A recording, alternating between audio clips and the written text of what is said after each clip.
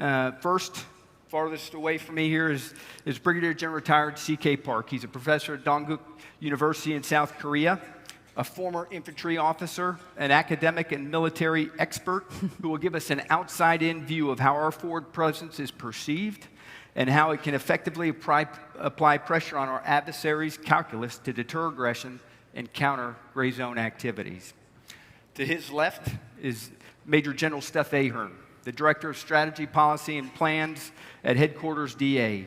She's a West Point graduate, also has a PhD from the University of Notre Dame, go Irish, in political science. And she's served in many strategic roles at the National Security Council, at then Office of Secretary of Defense for Policy and Strategy, and currently drives our strategy at the enterprise level for the Army. We're certainly glad she's here in the Pacific with us, but she's thinking globally all the time. To her left is Major General Ash Collenburn, the commanding general of the 1st Australian Division. He's a cavalryman by trade, though right now he is in charge of many different functions and roles in the largest division in the Australian Army, and I consider, based on how much we work together, a key member of U.S. Army First Corps. He's also a graduate of the U.S. Marine Corps Command and Staff College and the School of Advanced Warfighting there in Quantico, Virginia. His extensive combat experience in Iraq and Afghanistan, and earned the Distinguished Service Medal during a tour in Iraq. He brings a critical partnership perspective to the discussion today, and I want to highlight the transformation that's going on in the Australian Army. Impressive the amount of modernization, new tools, new organization that Ash is leading with his formation as they transform next to us and many other partners that are transforming. And then to his left, my right, the senior logistician in the U.S. Army Pacific, a good friend, Gavin Garner, commands 8th Theater Sustainment Command and is the U.S. Army Pacific Deputy Commanding General for Support. He has also served as the J4 in the U.S. Army Pacific. He brings a lot of combat experience throughout his career, and he focuses on the 3 kings of posture, protection, and sustainment.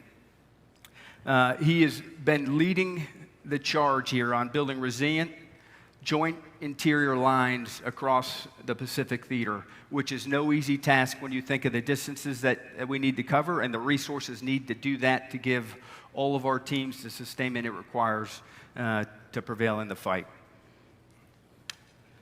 I'm going to start off by asking each member of our panel a question. We'll pile on with the different perspectives as the panel member I ask the question of answers. First, for Dr. Park, from your perspective, sir, how does our strategic approach to deliver, strengthen, and advance framework fit within our deterrence by denial focus? Yes. Thank you for kind introduction, and then I really enjoyed the great venue for communicating and transforming, and thank you for General Kim for good keynote speech and good question and answer sessions. Well, basically and fundamentally, deterrence is the play of recognition, and then deterrence by denial means that the potential rivalries, competitors cannot think of any gaps or deficiencies which can be exploited. So, so this kind of concept should be applied. I think the overall theme of this LANPAC 2026. The United States has played a key role in providing deterrence capability for after World War II, last 80 years, through their bilateral relationship and alliances with the Republic of Korea, Japan, their relationship with Taiwan, and then alliances with the Philippines and Australia.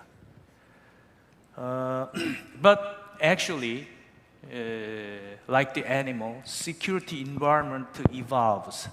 So possible rivalries, capabilities also evolved during for the last 80 years, especially during recently.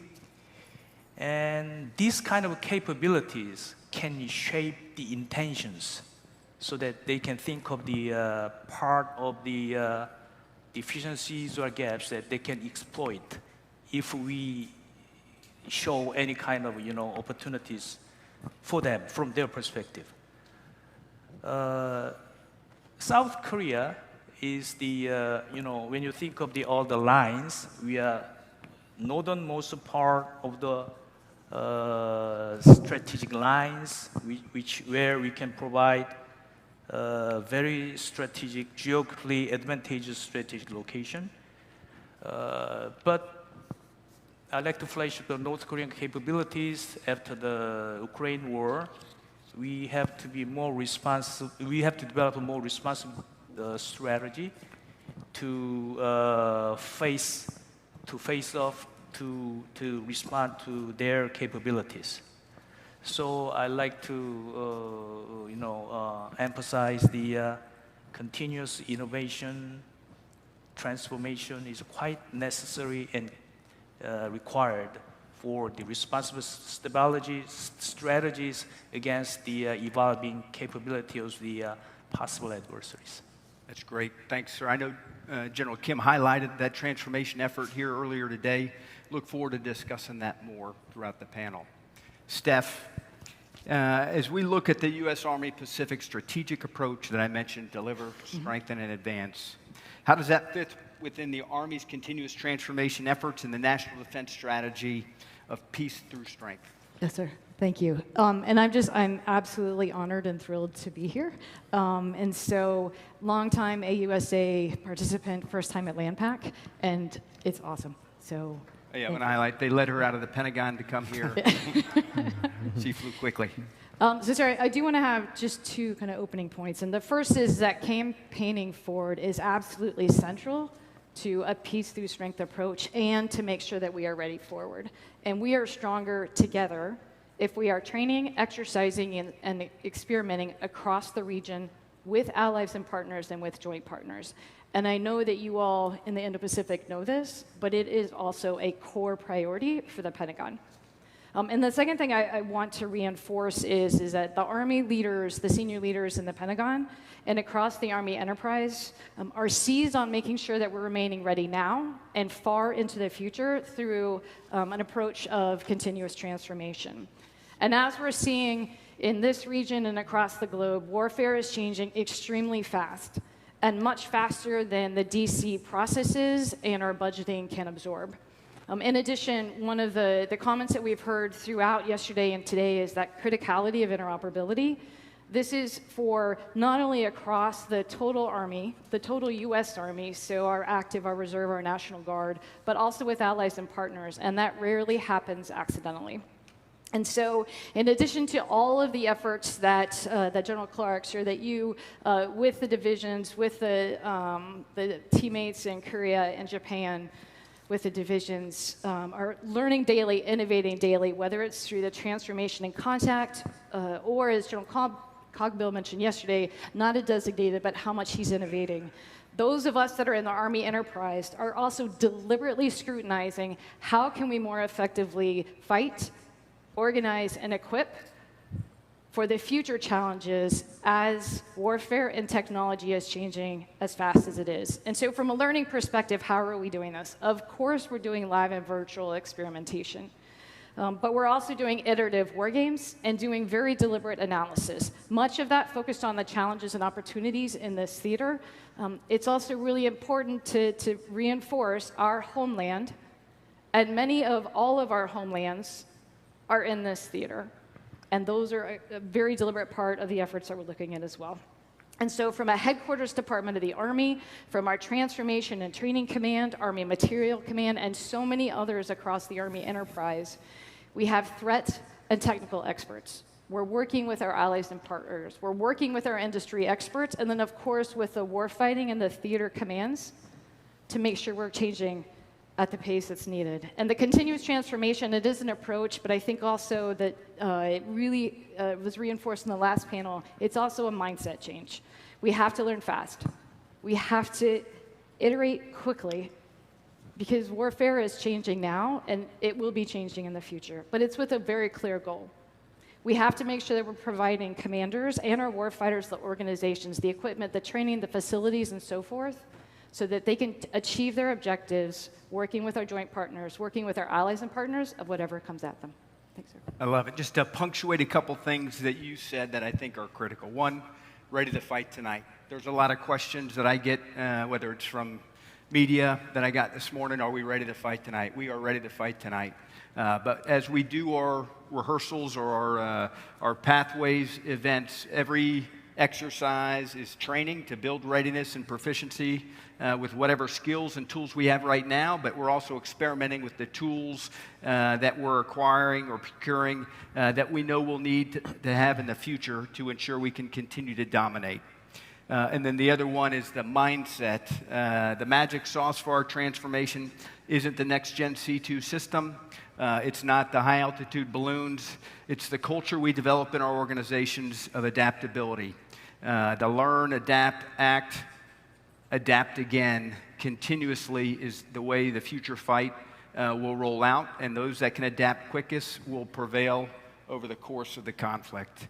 Thanks for sharing that. Anything specific that you saw in the Philippines during your recent visit there that punctuate the importance of campaigning forward or ensuring deterrence, Steph? So just briefly, and I also really appreciated then Major General Evans, now Lieutenant General Evans, being able to see what he was able to do very closely with the Philippine Army.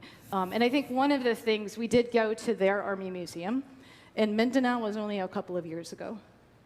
And so the changes for land forces and how we are changing to the operational environment are real, and it's not just one country. I think being able to make sure that we're fighting as a joint and combined force, and so those capabilities from a land forces perspective, that we can help not only from land challenges, but from the land, how are we helping from our air and our maritime counterparts, and these are things that they're actively working. And then I think really the relationship that he had built over time, that previously then General Ryan had built, that General Bartholomew's is continuing, those relationships are not just a light switch, and being able to train rigorously together is just absolutely essential. Great, thanks. Ash, 2.5 years leading the mighty 1st Australian Division. What is your approach and your Army's approach to campaigning forward? Hey, so first, if I could just thank General Clark and AUSA for the opportunity to be back here for a 3rd year, and particularly on this panel with teammates who I routinely am campaigning forward with. The key to campaigning forward is persistence. Persistent presence, persistent relationships, persistent activity, persistent learning, and adaptation. And I have the privilege of commanding our Expeditionary Division. This year we will conduct more than 80 operations activities and investments in the theatre. And that keeps us busy, and that sounds impressive, but the important thing is they're not unilateral activities. They're bilateral, they're multilateral, and when you think about that and the effect that has, it really does highlight the importance of this strategic land power network and the effect that we can generate in terms of deterrence. It is an effect that our adversary simply cannot replicate. With the OAI that we are conducting, we are, importantly, it is coordinated, there's a coherent approach to it, and it's a campaign approach. So if I could use an example, thinking back to last year, and so you mentioned Exercise Talisman Sabre, the largest iteration of that activity ever, 19 countries, 43,000 sailors, soldiers, aviators and Marines, 1st Australian Division, force assigned OPCON to 1st Corps. But we transitioned very quickly from that activity in Australia and Papua New Guinea to exercise Yamasakura in Japan. And over the course of August and September, we executed another activity partnering with 1st Corps, Yamasakura. I had a forward command element in Korea for exercise Ulchi Freedom Shield. I had 2 battle groups in the Philippines for exercise Alon. And then I had an element in Indonesia at the same time conducting exercise Super Garuda Shield. So all of these OAI provide us with the opportunity to rehearse together. And we don't see these activities as international engagement activities. They are rehearsals. They're an opportunity to rehearse, to conduct reconnaissance of geography where we may be required to fight. They're an opportunity to test our readiness, to build and foster relationships, and importantly, to demonstrate our capability, our combined capability, but importantly, our collective will. And all of these OAI build interoperability. And the panel this morning was really, they had a great discussion about where we're at with interoperability. And from my foxhole, I absolutely agree that we've come a long way with the human aspects, with the procedural aspects, but we still have a way to go with the technical aspect of interoperability. We do not yet have a shared digital common operating picture. And it's not a technical problem. It's actually a policy problem, as we heard this morning. But we really do need to resolve that technical element of interoperability such that we can move forward to achieve interchangeability. And let me perhaps paint a picture for you. 2 weeks ago, the Australian government announced that we will buy a second regiment's worth of HIMARS capability. And that, paired with the precision strike missile, will provide our army with a land-based maritime strike capability. Outstanding. But when you aggregate Australia's capability with what the US Army, the US Marine Corps, Japan, the Armed Forces of the Philippines can provide, all of a sudden what you can generate is a partnered maritime defence in depth that potentially goes all the way from the southwest islands of Japan to the Indonesian archipelago north of Australia. So 2,700 miles. But without that digital shared common operating picture, you can't close kill webs, you can't achieve effective command and control, you can't fulfill the protection function, you can't sustain the fighting force forward. So we really do need to address that issue as a matter of urgency.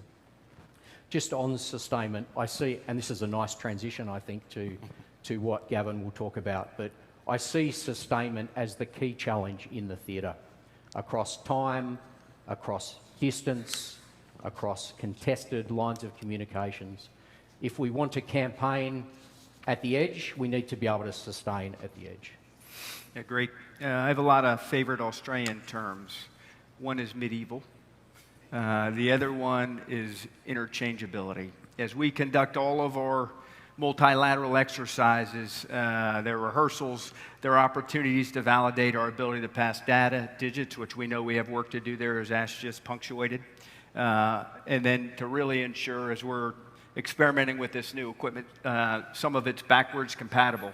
It's not just about the lead units and where they are in the fight, because they're going to fight alongside anybody else, combined, joint, other U.S. Army units. So ensuring we have the ability to connect and have the shared common operational picture is where we need to go quickly. Thanks, Ash. And then it was a good lead-in. How are you operationalizing our ability to deliver, strengthen, and advance here across this awesome theater? Hey, thanks, sir. And first and foremost, glad to be back up on the stage. For those that don't know, it's like 1,000 degrees with the lights in your eyes. So if I can't see you directly, it's not an affront to you. It's just the way it is. But first and foremost, it is about taking, as Admiral Paparo highlighted even yesterday, hey, how does the combined joint force best posture itself? And I'm going to start first with posture. It's our ability to be on the key terrain to mitigate that 7,000-mile distance from the continental United States to the forward area or where we think we need to operate. And that's done by, with, and through our great allies and partners. It starts there, and Ash just articulated that. That trust, that ability to pre-position equipment, to posture supplies, to routinely operate together only occurs when you work on it now, in competition. That's what we do today to operationalize the delivering effects that my boss, General Clark, has told us to do. So that starts first with, and again, both General Brunson and Admiral Paparo talked about it, and it was further highlighted today by Lieutenant General Hilbert. Hey, how do you create a place forward that you can sustain the force from, a place that you could do strategic transload and create capabilities to both arm, man, equip, and then push out formations? And that's our ability to execute joint theater distribution centers that Indo-PACOM has tasked, in this case, the Army, who is the premier sustainment formation in this theater. So I will say that out loud. That's what the Army does. That's what the Army brings to this fight, amongst some other key enabling activities that I know General McFarland will talk about. But it's our ability to pre-position forward with our strategic partners, DLA, Army Material Command, the other services, put that forward and posture it at the right place so that you can build the joint interior lines that we have to do that, quite frankly, demonstrates our ability to overcome that 7,000-mile distance. So you got to be forward. You got to be present, as Ash just articulated. But if you're going to have it forward, it's also got to be defended. It's got to be protected. So how do we think about cyber, informational effects that were talked about even yesterday, again, about, hey, why are we present? What are we doing there? What are the operations we're doing? And how do we leverage the host nation to build upon their skill sets, their abilities? Again, unbelievable partners in South Korea, Japan, Australia, and the Philippines to leverage host nation capabilities to get after that sustainment. It doesn't have to only be U.S. enabled. It just has to be, you know, a combined effect, and that's also what we're driving towards.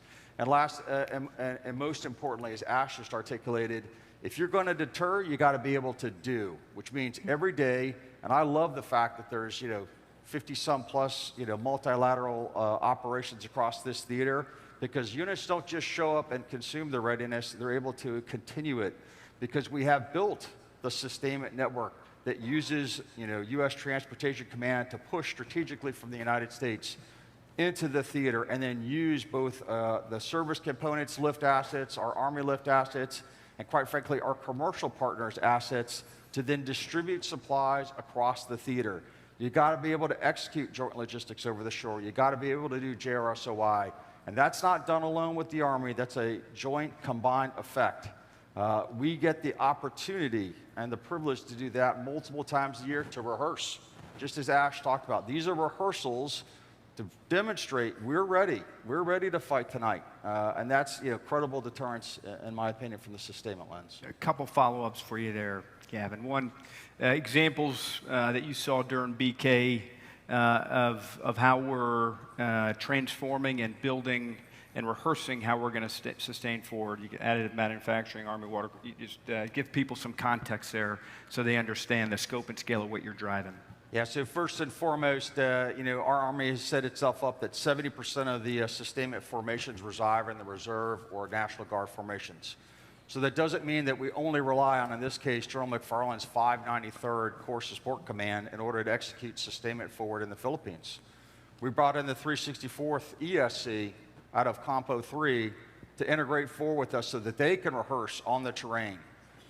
Lieutenant General Harder has positioned reserve component equipment forward in the theater, and then you rotate in those formations to fall in on their equipment to rehearse the activities that they need to do forward. That's one aspect of it. It is about pushing advanced manufacturing forward. We've seen this year with Fords that's operating inside the Philippines, but it's also our ability to leverage over the horizon, as Joel Hilbert just talked about with our partners at 19th ESC and MSCK.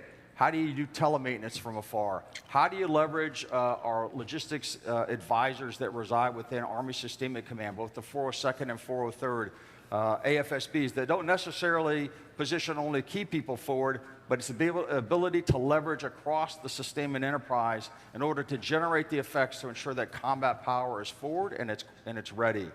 So I will tell you, this past year, we put 8 different strategic movements through the Philippines alone.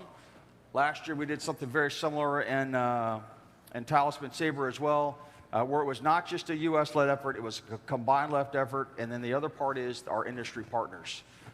Key and essential to everything we do out here, and we've got much more to do. Yeah, speaking of industry partners, and we'll go around the horn here, where do you think, because many of them are in the audience, where do we need industry partners or allied industry partners to best innovate and focus our efforts to help solve contested logistics for you, key gaps that you have and that you see across and around the world, and from your perspective, looking at from the outside in. So we'll start with Gavin and work our way around here.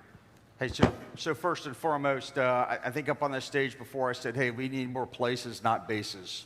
And so commercial industry has an unbelievable ability to store and distribute things across this vast Indo Pacific region. I need to be able to leverage your warehouses, your distribution network. Why? Because the U.S. military is just only so large, and we don't want to inhibit or constrain allies and partners and say, hey, I need you to do this. Our commercial partners can do this with us at scale. The next is advanced manufacturing. Everybody talks about shortening the supply chain. Great. Hey, help us drive to an industry standard so that we can do that forward. And that also comes with policy and our ability to break down the barriers of, hey, ensuring people get the intellectual property paid for, but that I can advance manufacture forward in the theater with great partners in South Korea, Japan, Singapore, Thailand, Australia. Right now, all I fall into is like what I can't do versus what I can do. We need to get to the can, not the can't. That's just one small area, sir, and I'll push to Ash. Ash. Hey, so our Army has been on a remarkable transformation journey, which perhaps I can talk about later, but we couldn't do what we're doing without a great industry partners everywhere. And, maybe to highlight a point, last October, the US government, the Australian government, and Lockheed Martin Corporation signed a letter of intent to co-develop, co-produce, and co-sustain precision strike missiles in Australia.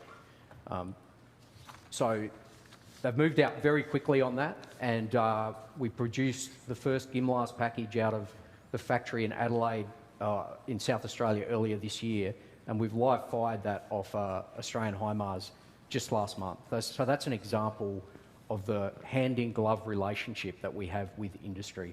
I'm not a capability development guy, but I speak very regularly with our head of land capability. So if he were up here, I know he'd probably highlight a couple of things. One would be we need industry to be really honest with us and not tell us what they think we want to hear. We need to have an honest conversation and be realistic about expectations. The second thing is we need industry to understand our needs.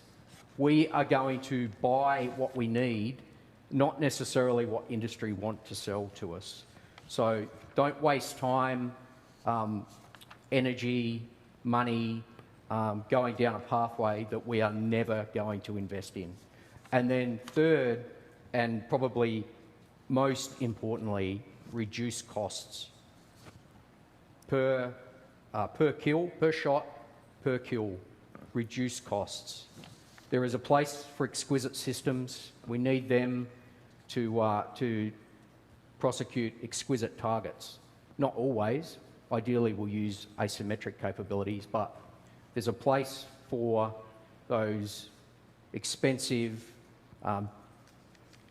long time to produce, difficult to replace systems.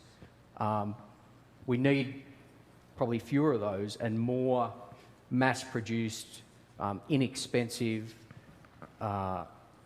almost attritable capabilities. So that would be my advice. Reduce costs. Yeah, that was a key thing Admiral Paparo talked about in terms of the changing character war and the reality of what the reduced costs and mass production can do to change the correlation of forces calculus we use for operations. And then I'll just tell you, I'll pile on to that with if you're producing software, if you require everyone to buy so many licenses, how do you optimize for a lower cost the amount of people that can use it so we can spread it at scale across the organization for whatever the function is. I've seen that outprice vendors from it being a usable model.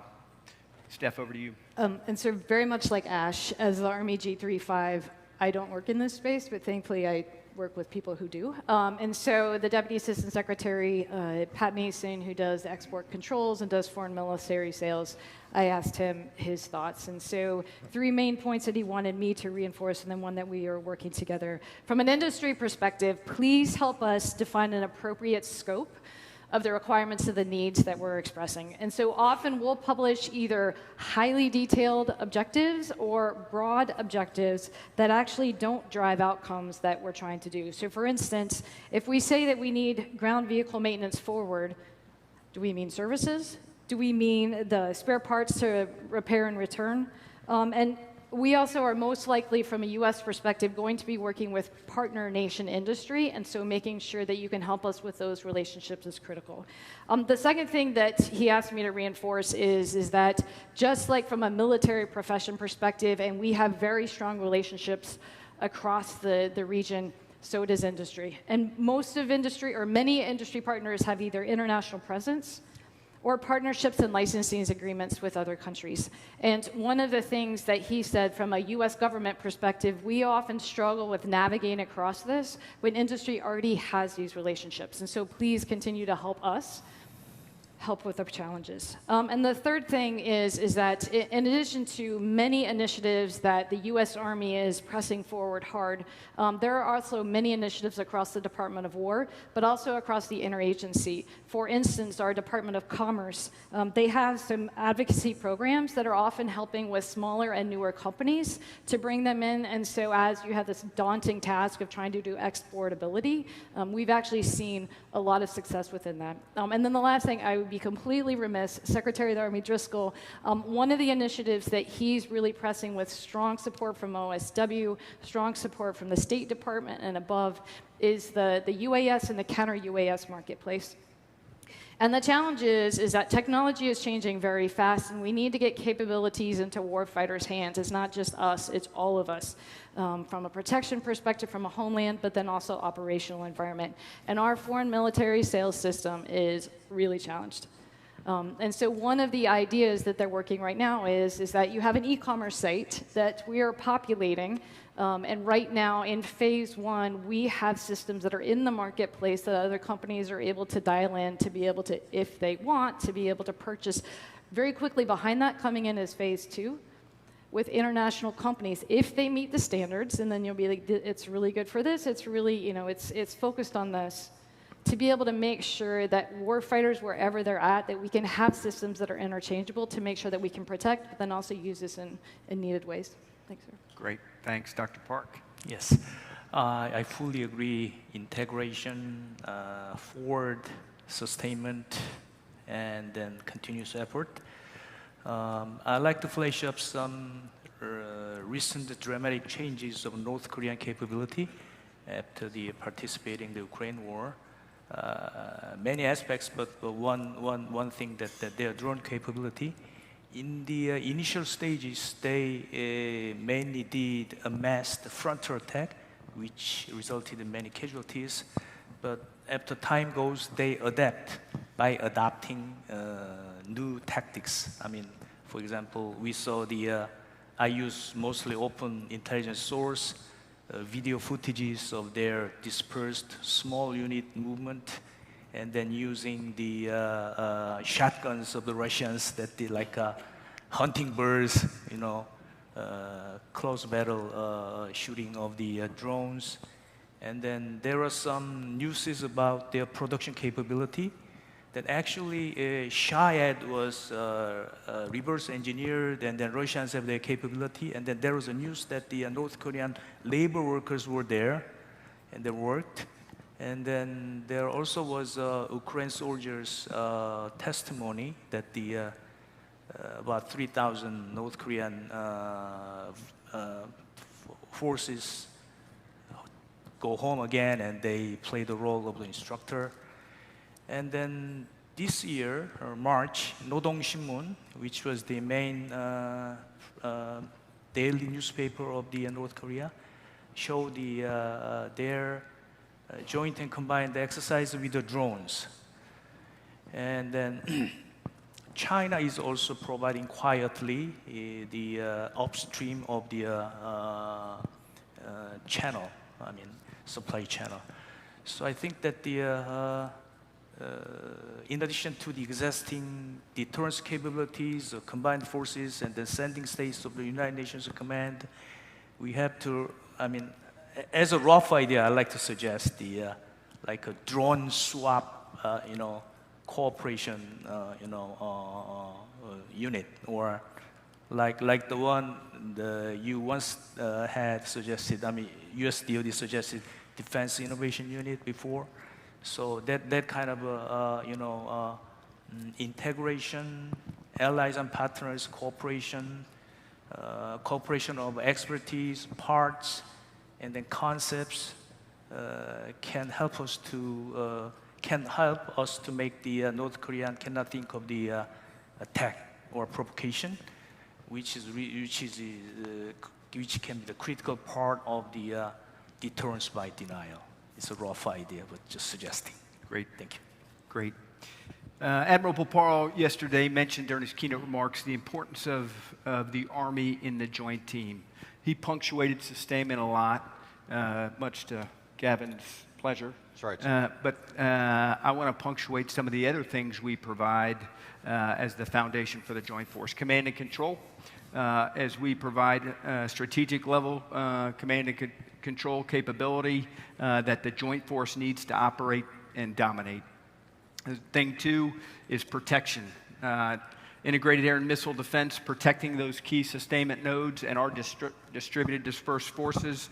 And that's not just integrated air and missile defense at the strategic level, but that's also protection, counter UAS. That's EW requirements that we have to enable us to fight unburdened, unhindered.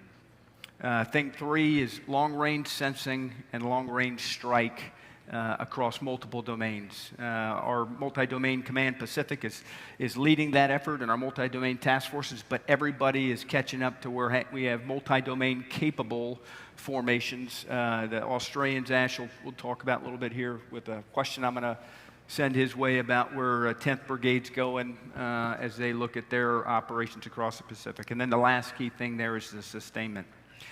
With that in mind, I'd like to ask you all a question that one person can start the answer and other people can pile in on here. So first, winning the first fight.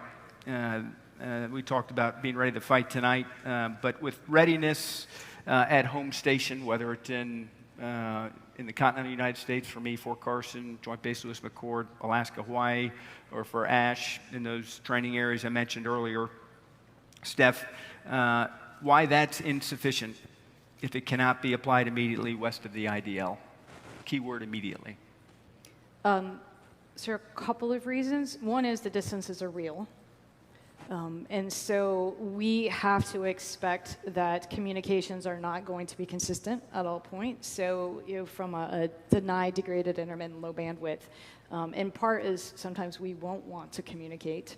The actual physics that I think Admiral Paparo started trying to talk about a little bit that just I don't understand. But it simply takes a while to get forward. And so to be able to have capabilities in place and then to fight as a joint and combined force, there are capabilities that land forces can provide to allow the maritime, to allow the air to get back in. Because I think just like Ash mentioned that we provide persistence, that endurance, we from a land forces can be in places for very long periods of time and be boring. And really, that is one of our unique advantages from a joint force, from a combined force that we all provide. And so, but you have to be there ahead to be helpful. Great. Yeah, I'll pile on outside of my moderator role into my first Corps commander role here. As we transformed from episodic pathways events to now persistent pathways events, U.S. Army First Corps now has thousands of soldiers continuously west of the international date line.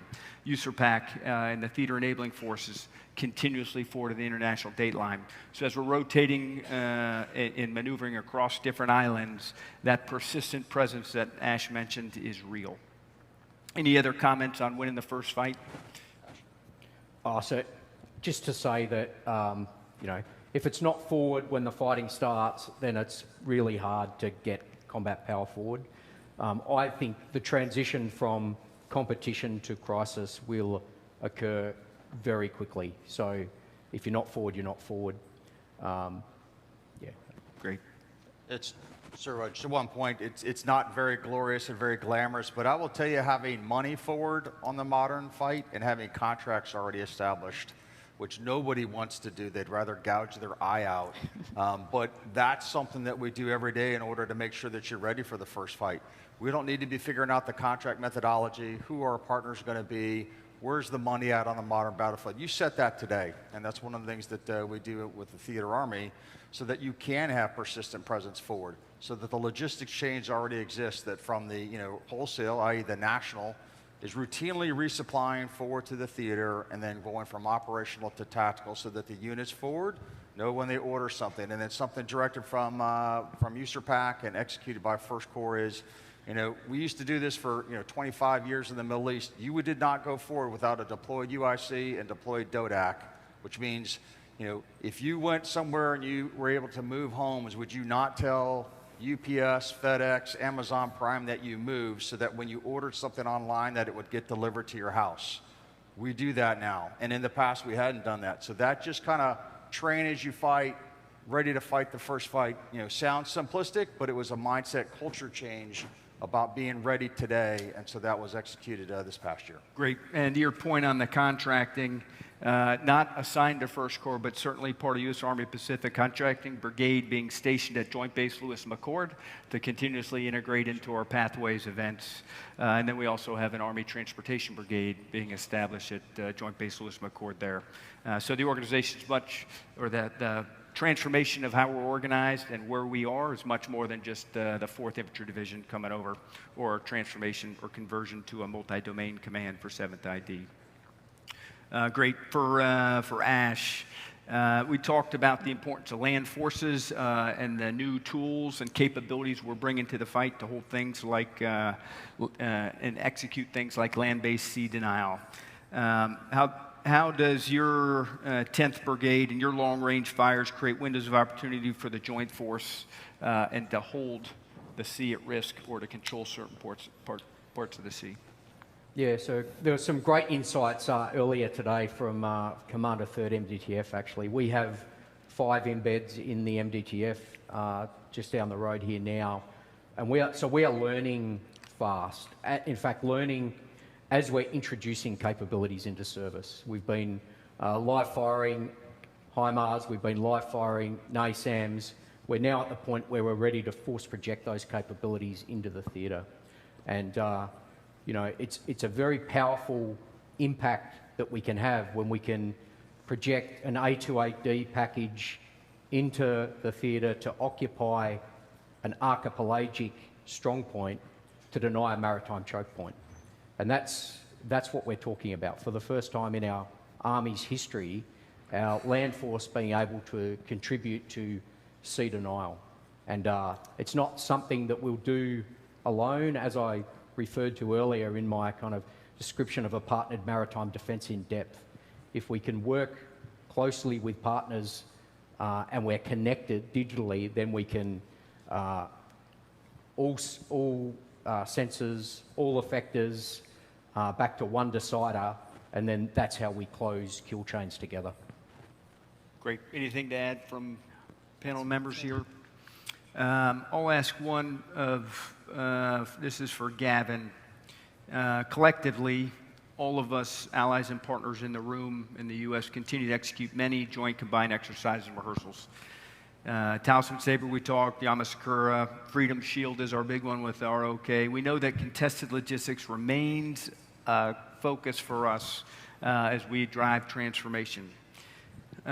Beyond the tools we're using, how are we posturing key logistics nodes forward and training sets forward to better set the theater, which is one of the key roles for General Clark in your command? Hey, so I appreciate the question. So first and foremost, you get with your existing allies and partners.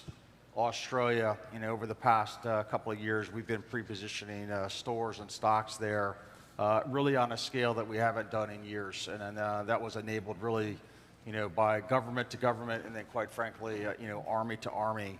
And that starts with being combined from the beginning. So we've rehearsed now multiple years in a row a combined joint theater sustainment command that starts that interoperability to get after, hey, how do I get things into Australia? And I think last year I talked about, if you've never gone to Australia, it's the easiest place to import things. Yeah. I find it like almost, now I'd rather have a root canal. So, our ability to leverage, first and foremost is the host nation, because we need to do that, to use existing military infrastructure that gets us postured on the key terrain forward inside the first island chain. Quite frankly, even in the second island chain, but build the resiliency across the network so that we have lots of locations.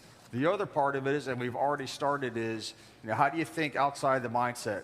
Again, leveraging commercial partners to use commercial storage locations, commercial distribution networks, and then integrate that into the greater sustainment framework so that we can leverage, not place an additional burden on, in this case, the theater army for like, hey, I've got to go find a place. But you know what? I can leverage this industry. I can store some things there. I can hide in plain sight. I can create a targeting dilemma for adversaries. But most importantly, I'm ready to respond immediately with multiple options for the commander, which is what I'm supposed to do. That's my job. So do you mind? And I think the war fighting and the deterrence by denial is positively essential. But as we're putting logistics forward, there is a lot of natural disasters that happen across this region. And I think this is where the discussions with General Evans and the Philippine Army also, one of the things that they were very excited about, in addition to training, was when they brought the water capabilities. Right. And so instead of having to move bottled water around with the many disasters that were within that area, being able to help communities to be able to create water from there. And so I think this is to have things forward so that we can help allies and partners when needed, just like we get help from allies and partners when we need it. I think that part is absolutely essential with having the logistics forward that Gavin is working. It's a great point. Dr. Park, do you have anything to add on this? Well, even though we are pursuing the integration and the interoperability, they still have their own systems, and then regional countries have their own institutions. So we have to continuously overcome. You should continuously overcome those barriers, and also different country has a different mindset. I think that the United States is more far advanced in openness, but you have to, consider those kind of barriers in the future to spin out the future capability, and then develop the responsive strategies with the tangible, physical, platforms. Thank you. Thanks. Yeah, sir, if I could just kind of leverage a little what what CK just talked about is, hey, it isn't just about storage and distribution. It is an unbelievable ability to maintain, repair, and overhaul capability. And this is one of the things that both General Brunson and Admiral Paparo talked about, and that is our ability to leverage, really, quite frankly, our host nation partners and industry and capabilities so that we don't have to take things back to the continental United States. We don't want to. We want to repair it forward. We want to repair it forward now in what I call competition, is what our doctrine calls it, is normal peacetime activities. And so we've gotten great leverage over the last couple of years, expansion of contracts, Army Material Command, expanding our ability to repair watercraft. In the past, we'd have to take it back to the west coast of the United States. Now I can fix it in South Korea. I can fix it in Japan. I can fix it in the Philippines. I can fix it in Australia. I can fix it in Singapore. That may sound like a small thing, but that towing of a ship 2 years in a row, all the way back from Australia 2 years in a row, takes a long time. That's a 30-day sail in order to get it back to where, instead of me fixing it, in this case, in Australia. We can do that now. So that's thinking, acting, and operating differently, and that's what we have to do more of and leverage more of across the theater. Great. I was just going to, the MRO facilities, Thailand, Korea, these are just that first core units have used recently. Australia, and in Philippines, joint theater distribution site, but also we were doing, 25th ID is doing phase maintenance on helicopters forward during Salakhanid, Balakatan. Getting used to doing that at the tactical level, I think, is incredibly important to provide the sustainment and endurance we need on our platforms. Dr. Park, I have a question for you. As we look at the importance of campaigning and how we're doing it forward, some would say that's escalatory. Can you talk a little bit how our persistent campaigning model reduces the ambiguity that leads to conflict or escalation? Well, yes. Escalation control is quite critical to pursue, like what you said. But I think that the alliance have shown very reasonable, restrained capabilities for the last 70 years since the establishment of alliances. But the level of deterrent capabilities, I mean, not showing off, just the have the capabilities that can really sustain and support the real provocation situations can be achieved. And then that can be, as we did in the last 7 years, that the not too much provocative, but showing off the deterrence by denial capabilities is quite critical, which can be achieved what you have talked today. Steph? So I just, the peace through strength and the free and open Indo Pacific are core to what our country and like-minded partners are interested. And the more capable are our partners, the better it is for everyone. And so I think making sure that we are helping from a certainty perspective, but we want to make sure that countries, with the support of their militaries, of the civilian leaders, have the ability to make choices themselves. And by helping work with our allies and partners, we're actually all stronger together. Great. Anything to add? No, I agree. So, we achieve deterrence by campaigning forward. So that's critical. We build trust. That's the first and most important part of interoperability, trust with partners. Interchangeability. And the strategic communications wrap That's right. that goes around all of the OAI we're doing is important, absolutely critical. Great. Sir, I would just say, from a U.S. Army perspective, our ability to put significant amount of material forward across the theater is a commitment in itself. Going to places and locations that we routinely haven't been in the past 50, 60, 70 years, but to say, you know what, we need to diversify, but most importantly, it builds trust that we're going to be there together. And so our ability to pre-position things with, by, with, and through the host nation is something that we have done in spades over the last 5 years out here. I personally think it's only going to be more of an investment. Secretary Driscoll talked about it this morning in his hearing of, hey, we have to be forward posture, and that's part of our commitment to allies and partners that, hey, we're going to be forward with you. We're going to operate with you, and that commitment is that forward presence of U.S. material and stocks. A question related to that. Campaigning forward as a readiness model assumes persistent access presence across the first and second island chain. How are your commands hedging against the risk that access agreements can change quickly? And how do your formations stay ready if key access points become unavailable at short notice? We'll start with Gavin and then move to Ash. Hey, so first, we do an extensive amount of war games out here. Usually when you don't want to do them is when they ask you to participate in them, both at the joint level, combined level, but what it really requires us to do is to think through options. And so, we practice first in I'll call it the simulated environment, like, hey, what do you do if this doesn't occur? And that's where the antithesis of like, oh, God, I had all my eggs in one basket. Well, guess what? Where we used to be very Northeast Asia-centric, we're no longer Northeast Asia-centric.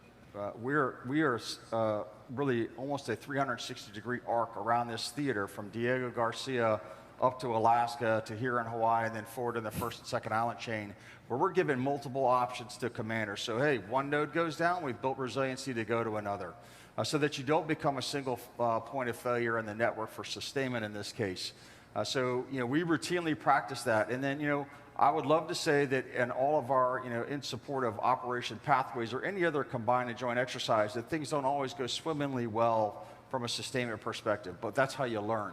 You learn by doing. An example I'll use is the mid-range capability that was deployed to theater.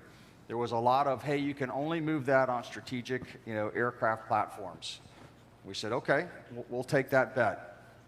Then got it onto Army watercraft. We'll take that bet. Then we got it on offshore support vessels. We'll take that bet. Then we got with an industry partner and said, hey, can I use one of your car carriers to test whether I can put this platform in it or not? And the answer was yes. And so you got to rapidly experiment and you got to try to fail. Because when you do that, you provide a lot of options for leaders so that you don't become a single point of failure, and so that we can build that trust, as we've talked about multiple times here, but you also build a play card. You build a play set so that you have options available at all times so that you're not limited to one axis. Great. So you invest in strong, enduring partnerships. You never know what's going to happen. It just takes an election, a change of government to change the calculus there with access, basing, and overflight. But you invest in genuine, meaningful partnerships, not just mill to mill. You use all instruments of statecraft, and you apply soft power as well. Soft power has a role to play here. Yeah, I tell you from my perspective, the benefits of partnership with us, and we've seen this multiple times where different political parties, they both favor alliance with the partners, with the U.S. and with like-minded partners. So if we're addressing national security priorities for our partners, which we are aligned with our mill-to-mill agreements that are driven by executive staff groups and in Army talks and the joint talks we do, and continue with our HADR efforts as they know we're there for them in times of need and providing the tools for them to better care for their country in times of need. Hopefully we won't lose any of the ABO, but it can happen. And so the importance for making sure we have operational agility is what I call it, as we've talked about the importance of a distributed battlefield that we have that gives us the agility to move to other places that there are alternate locations for sustainment resources and gain the ability for long-range sensing and fires that allow us to ensure we still have zone coverage across all key terrain is important. Let me ask a question from the crowd here as I've got a specific one for Steph, and then we'll do one around the horn for everybody. Steph, can you clarify the guidance from Pat Mason on asking our defense industry partners to determine logistics and readiness requirements to support our joint warfighters? I think it's to help refine the ask. And so we should not be asking industry to tell us what you can do, I think, but as we identify what are the needs that General Clark, what are the needs, sir, that you have, as we're putting out a request, help us do this, please make sure that the question that we're asking is useful. Separately is that as we're looking for a capability in a specific country, if you're a company that already has partnerships with companies or agreements in that country, then helping us work through is that how can we work with companies in that country? And so it is absolutely the U.S. government, the U.S. Army's responsibility to identify the requirement, the need that we have. But we don't often speak in a way that's useful as you're receiving it, and so helping add that clarity in, if that's... Great. So do you mind if I just follow up on the question that you were asking about the access basing? Yeah, sure. And so I think to me this is one of the, at the end of the day, even from an allies and from a partners, it is a political choice to allow the U.S. Army to operate in other people's countries. And so I think from inside the building, we actually don't often get to assume that we have ability to have presence everywhere. And so I think, to Gavin's point of being able to wargame, if we had this access, working with our allies, working with our partners, where would be useful. But I do think it's that developing the trust and the relationships over time. And then if we do have the permission, what we also want to make sure is, to Gavin's contracting point, is that if we have the ability to go in, we've actually done our homework ahead of time to be able to benefit from it, because sometimes it's a shortfall on our side, even if the other country has said yes. Okay. Sure. Well, good. Responding to your comments, Korea has the largest U.S. Army. USFK is the Army-led component, and then also our country has a great capability of the defense industries. And then General Brunson also said the campaigning forward, in the forward integration, forward sustainment.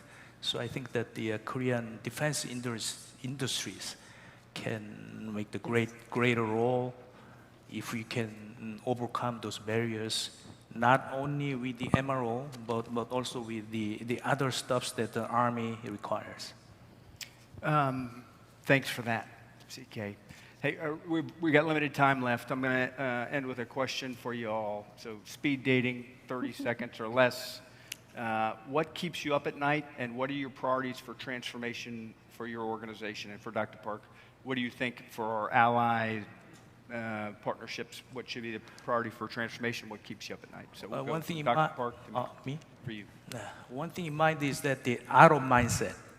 I mean, technology is, like General said, we have to consider every possible auto mindset, channels and ways to innovate. Great. Steph. So I think it's making sure that as we're using this technology, that we give soldiers and leaders the opportunity to train with it, so that we don't drop a bunch of high tech on folks that either stays in the milvan or we do something very dangerous. And so I think being able to learn with the technology that is changing fast, but to allow commanders with the units to be able to rapidly innovate in responsible ways. Great. Thanks.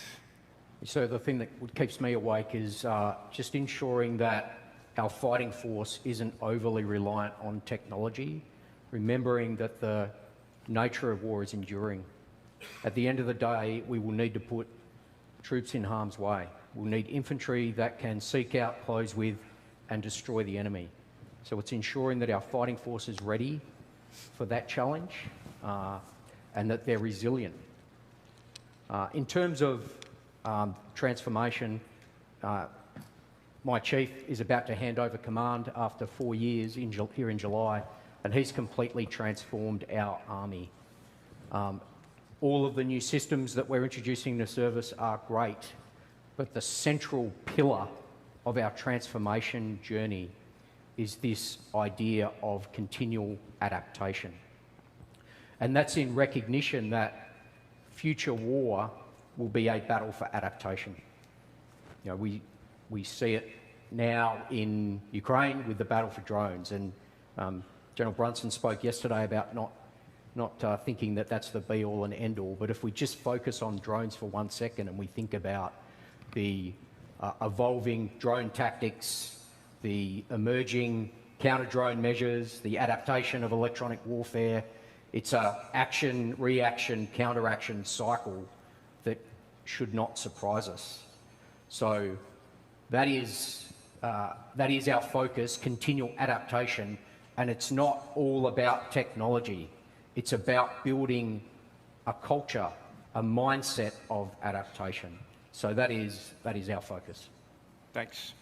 So for the 5 pounds that I just paid Ash to say what bothers me the most, and it is those that are not willing to sense that, everybody's talking about adaptation and change, the changing of warfare right now, and they don't realize that they need to work at the speed of sound and move out. I find policies and people that can't understand with which to move in order to set the theater, in my case, I find it the most distracting and painful thing that I live through every day.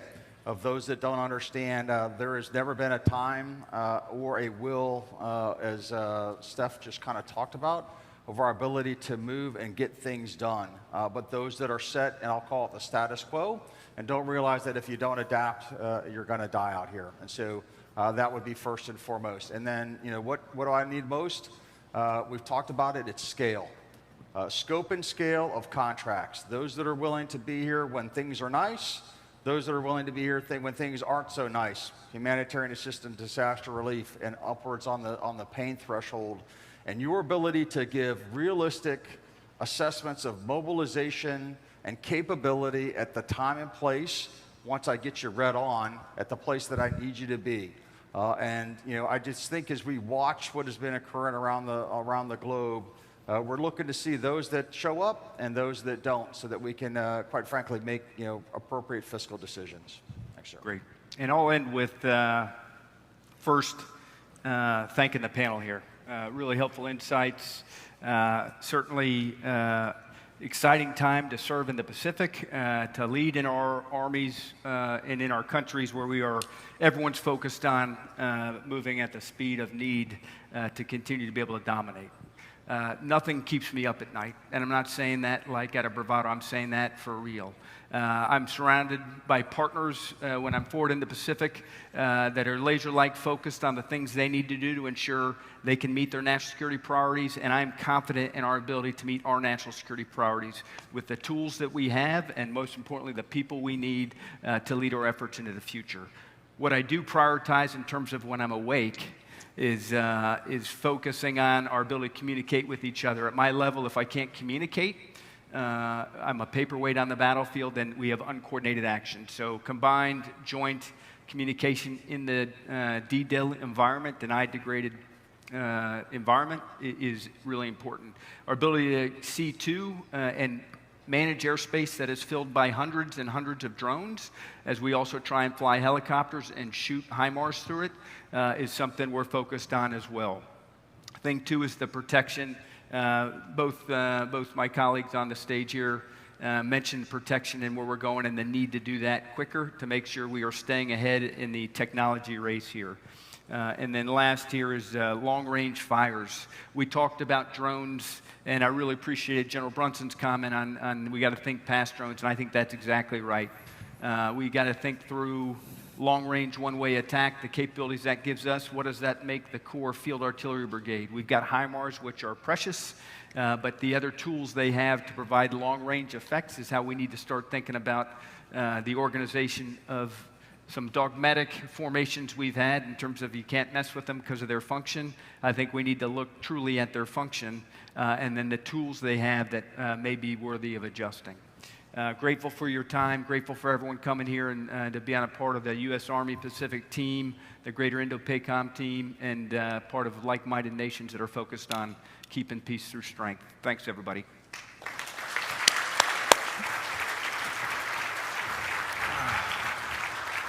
Yeah, thanks. Wow, thanks to our panelists for a great, I'm ready to sign up for another tour in U.S. Army Pacific. That was fantastic. We're going to take a break now. Please join us in the exhibit hall for lunch, and we will resume back here at 14:15. Our lunch reception is sponsored by Leidos, so thanks very much to Leidos. Don't forget to check out USAPAC's Commander's Corner in the exhibit hall, and please visit our exhibitors in the Honolulu suite. Thanks, and we'll see you back here at 14:15.